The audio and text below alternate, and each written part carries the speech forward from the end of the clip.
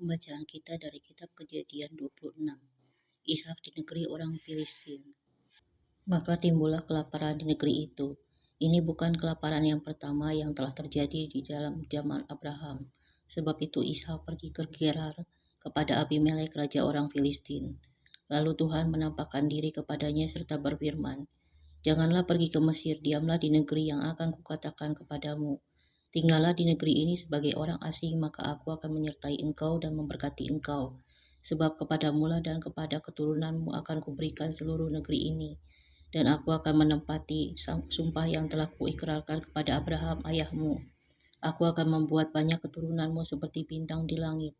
Aku akan memberikan kepada keturunanmu seluruh negeri ini, dan oleh keturunanmu semua bangsa di bumi akan mendapat berkat. Karena Abraham telah mendengarkan firman-Ku dan memelihara kewajibannya kepadaku, yaitu segala perintah, ketetapan, dan hukum-Ku." Jadi tinggallah Ishak di Gerar.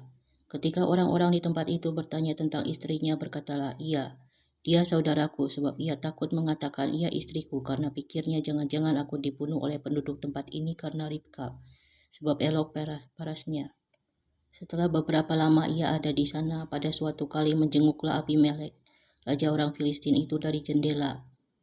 Maka dilihatnya Ishak sedang bercumbu-cumbuan dengan Ribka istrinya.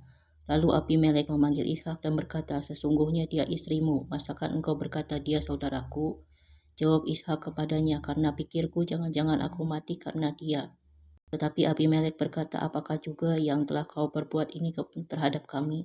Mudah sekali terjadi. Salah seorang dari bangsa ini tidur dengan istrimu, sehingga dengan demikian engkau mendatangkan kesalahan atas kami." Lalu Abimelek memberi perintah kepada seluruh bangsa itu, "Siapa yang mengganggu orang ini atau istrinya, pastilah ia akan dihukum mati." Maka menaburlah Ishak di tanah itu, dan dalam tahun itu juga ia mendapat hasil 100 kali lipat.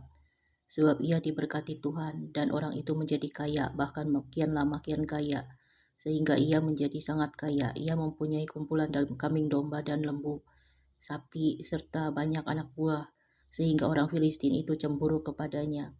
Segala sumur yang digali dalam zaman Abraham ayahnya oleh hamba-hamba ayahnya itu telah ditutup oleh orang Filistin dan ditimbun dengan tanah. Lalu kata Abimelek kepada Ishak, "Pergilah dari tengah-tengah kami, sebab engkau telah menjadi jauh lebih berkuasa daripada kami." Jadi pergilah Ishak dari situ dan berkemahlah ia di lembah Gerar, dan ia menetap di situ. Kemudian Ishak menggali kembali sumur-sumur yang digali dalam zaman Abraham ayahnya, dan yang telah ditutup oleh orang Filistin sesudah Abraham mati. Disebutkannya lah nama sumur-sumur itu menurut nama-nama yang telah diberikan oleh ayahnya.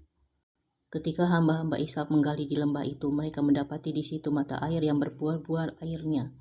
Lalu bertengkarlah para gembala Gerar dengan para gembala Ishak. Kata mereka, "Air ini kepunyaan kami." Dan Ishak menamai sumur itu Esek, karena mereka bertengkar dengan dia di sana. Kemudian mereka menggali sumur lain dan mereka bertengkar juga tentang itu, maka Ishak menamai sumur itu Sitna. Ia pindah dari situ dan menggali sumur yang lain lagi, tapi tentang sumur ini mereka tidak bertengkar. Sumur ini dinamainya Rehoboth. Dan ia berkata, "Sekarang Tuhan telah memberikan kelonggaran kepada kita sehingga kita dapat beranak cucu di negeri ini." Dari situ ia pergi ke Beersheba, lalu pada malam itu Tuhan menampakkan dirinya kepadanya serta berfirman, "Akulah Allah ayahmu Abraham, janganlah takut, sebab aku menyertai engkau. Aku akan memberkati engkau dan membuat banyak keturunanmu karena Abraham hambaku itu." Sesudah itu Ishak mendirikan mezbah di situ dan memanggil nama Tuhan. Ia memasang kemahnya di situ, lalu hamba-hambanya menggali sumur di situ. Datanglah Abimelek dari Gerar mendapatkannya bersama-sama dengan Ahuzat sahabatnya dan Pikol kepala pasukannya. Tetapi kata Ishak kepada mereka, "Mengapa kamu datang mendapatkan aku? Bukankah kamu benci kepadaku dan telah menyuruh aku keluar dari tanahmu?"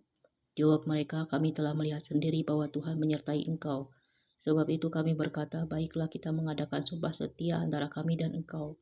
Dan baiklah kami mengikat perjanjian dengan engkau, bahwa engkau tidak akan berbuat jahat kepada kami, seperti kami tidak mengganggu engkau, dan seperti kami semata-mata berbuat baik kepadamu, dan membiarkan engkau pergi dengan damai. Bukankah engkau sekarang yang diberkati Tuhan?" Kemudian Ishak mengadakan perjamuan bagi mereka, lalu mereka makan dan minum.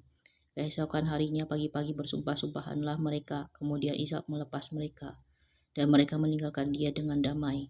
Pada hari itu datanglah hamba-hamba Ishak memberitahukan kepadanya tentang sumur yang telah digali mereka, serta berkata kepadanya, kami telah mendapat air. Lalu dinamainyalah sumur itu Sheba. Sebab itu nama kota itu adalah Beersheba sampai sekarang. Ketika Esau telah berumur 40 tahun, ia mengambil Yudit anak Beiri orang Het dan Basmat anak Elon orang Het menjadi istrinya.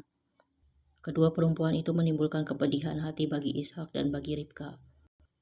Kesimpulannya, Tuhan berulang kali meneguhkan perjanjiannya kepada Ishak meskipun ia mengulangi kesalahan ayahnya dengan berbohong tentang istrinya.